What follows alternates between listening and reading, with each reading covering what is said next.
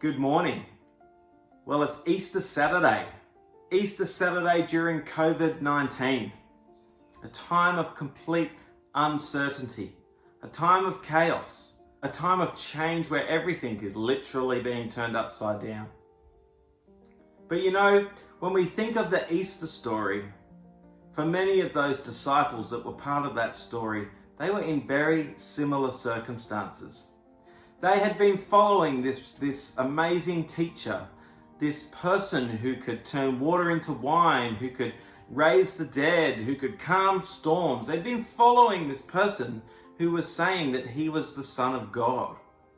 And they had devoted their lives to him.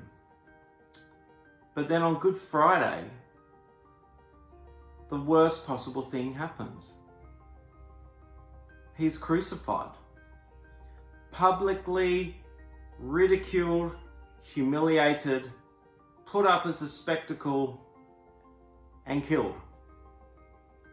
Not what the disciples were expecting at all. They were expecting this triumphant Messiah to come in and fix the problems and get rid of Roman rule. And Jesus had even said to them, he will die, 3 days later I will return. But in that moment, there was complete and utter uncertainty. Peter ran away. He was scared stiff. He denied Christ. Judas had gone to betray Jesus. The disciples were scared for good reason. What was going on was pretty crazy.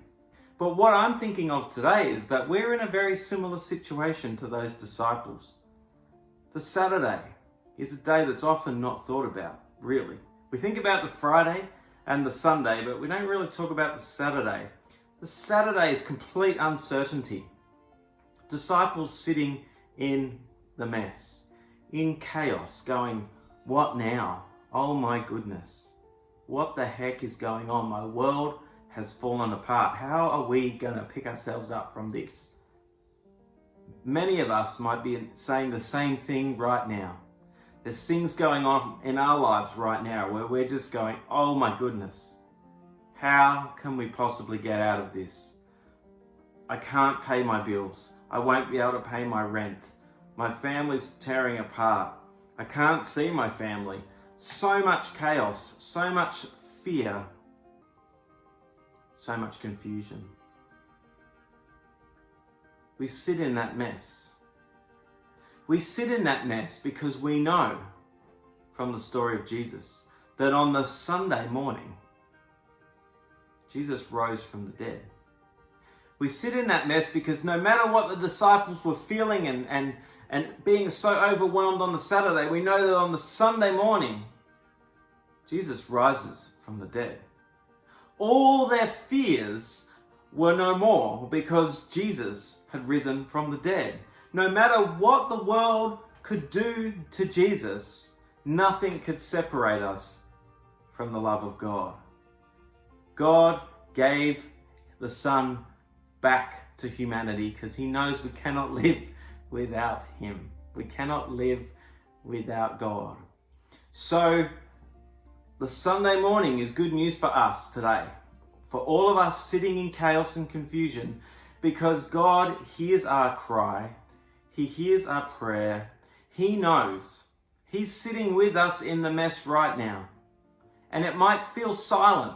I can imagine it was pretty silent on that Saturday, years and years ago.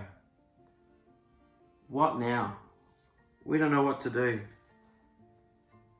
But then the joy that comes from trusting in Jesus, because he does what he says he will do. And out of chaos, he brings order. Out of darkness, he brings light. Out of fear, he brings hope. Justice. So this morning, this Saturday morning, rest assured that God is with us in the mess. God is with us in this time of confusion. And the hope that we have inside us is that God will resurrect us. God will reform us. God is going to change us in such a beautiful way that life will never be the same again. And when Jesus returned back then, life was never the same again. They went, what? Who is this man? Who is this God? Who is this Jesus? And everything changed.